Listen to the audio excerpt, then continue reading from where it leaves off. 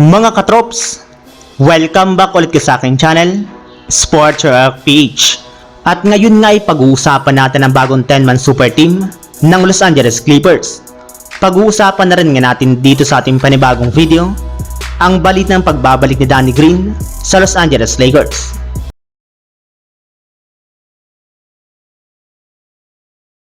Katulad nga po ng naibalita ako sa inyo mga katrops, matapos nga po ang matagal na paghihintay ay sa wakas, na-trade na rin naman nga po ngayong araw ng Philadelphia 76ers si James Harden papunta sa koponan ng Los Angeles Clippers.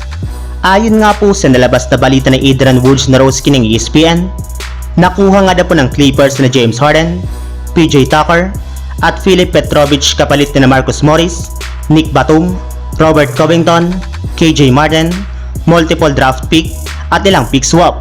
Yes, halos buong bench nga po ng Clippers ang kanilang isinakripisyo para lamang makuha si James Harden mula sa 76ers at maisama lamang nila ito sa kanilang nabuong pinakabagong Big Four sa NBA.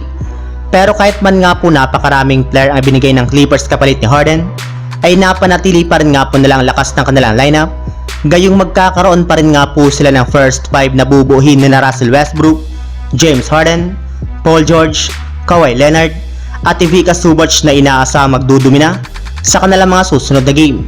Bukod rin nga po dyan ay malalim pa rin naman nga po kahit papano ang kanilang bench sa pagkakaroon nila ng mga players katulad ni Bones Hyland, Terrence Mann, Norman Powell, PJ Tucker at si Mason Plumlee.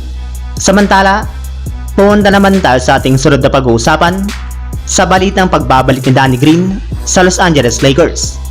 Ayon nga po sa nalabas na balita ni Adrian Wojnarowski ng ESPN, kasabay nga po ng pag-trade ng 76ers kay James Harden, ay nakapag-desisyon nga po ang kanilang front court na ayusin ang kanilang kasalukuyang lineup. At isa nga po sa kanilang mga ginawa pa dito ay ang pag-waive nga po nila sa kanilang veteran sharpshooter na si Danny Green. Kung inyo nga pong matatandaan mga katrops, kinuha nga po nila si Danny Green sa nagdaang offseason upang pandagdag ng shooter sa kanilang lineup. Ngunit sa dalawang games pala nga po nito sa Philadelphia 76ers ay hindi lamang nga po siya gaano nagkaroon ng malaking impact sa kanilang kupunan. Kaya sa pagkakatanggal nga po niya sa kanilang lineup ay magiging isa na nga po siyang ganap na unrestricted free agent kung saan pwede na nga po siyang pumili at lumipat sa ibang kupunan. At base nga po sa pinakahuling nilabas na balita, isa nga daw po sa mga kupunan na maaari nga po nitong puntahan at pirmahan ay ang kanyang dating team na Los Angeles Lakers na nangangailangan rin naman nga po ngayon ng isang sharpshooter matapos sila mag-struggle sa kanilang shooting sa kanilang mga nagdaang laro ngayong season. So yun lang mga katrops, ang handog kong story ngayong araw.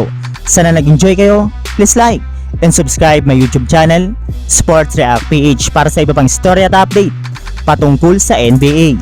Kita-kits muli sa ating susunod na video.